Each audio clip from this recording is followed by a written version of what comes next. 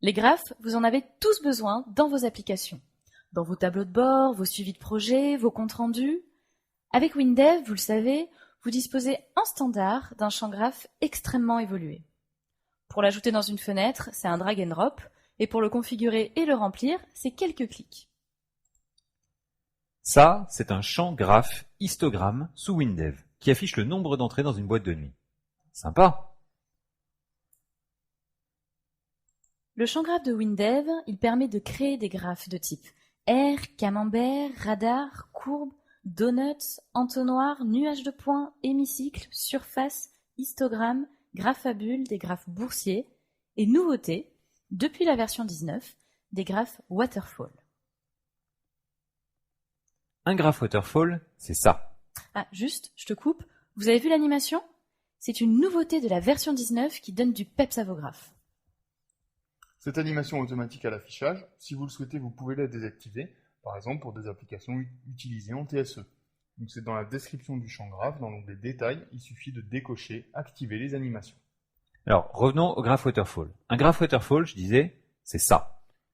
Les graphes waterfall, ils sont très utilisés dans le domaine de la finance, par exemple, puisque ça permet de visualiser l'évolution d'une valeur dans le temps et de mettre en évidence ses hausses et ses baisses, ou de visualiser comment se décompose une valeur, comme ici.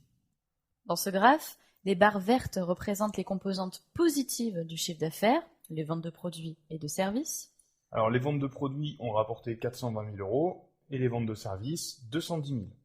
Et les barres rouges, ce sont les composantes négatives, les dépenses. Donc on retire 170 000 € de coûts fixes, 140 000 € de coûts variables, ça nous donne un bénéfice pour 2012 de 320 000 € et un bénéfice cumulé sur 2011 et 2012 à 618 000 €. Voyons maintenant ensemble comment on remplit ce graphe waterfall.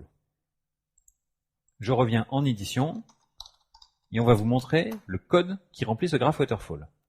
Je vous rappelle, il y a plusieurs possibilités pour remplir un champ graphe. Il peut être rempli automatiquement à partir d'un fichier de la base de données ou d'une requête, automatiquement à partir des valeurs d'une colonne de table, automatiquement à partir d'un champ liste, automatiquement à partir d'un tableau WLangage, et même par programmation. Alors ici je l'ai rempli par programmation pour vous montrer le principe. Je vous montre le code et on va le détailler ensemble. Détaillons ce code ensemble. J'ai utilisé les fonctions GR du WLangage. Alors tout d'abord, j'ai défini les couleurs, toutes les couleurs. Pour ça, j'utilise la fonction GRWaterfallColor pour les totaux, les sous-totaux, pour les valeurs positives et négatives. Ensuite, j'ajoute le premier bénéfice, c'est la valeur de départ. Au niveau du graphe, c'est le premier élément de la série. Alors d'ailleurs, pour les graphes waterfall comme pour les graphes secteurs, il n'y a qu'une seule série. La fonction WLangage pour ajouter une donnée dans le graphe, c'est GR ajoute donnée. Et j'utilise GR étiquette catégorie pour indiquer à quoi correspond la valeur. Donc ici, bénéfice 2011. Donc de la même manière, j'ajoute les ventes de produits, les ventes de services, les coûts fixes et les coûts variables. Et quand je veux afficher un sous-total ou un total, WinDev calcule la valeur automatiquement pour moi. Donc pour ajouter un total ou un sous-total, il me suffit d'ajouter une donnée égale à 0, et avec la fonction WLangage GRWaterfall type catégorie, j'indique que cette donnée est un sous-total ou un total. WinDev remplace alors automatiquement le 0 par la vraie valeur.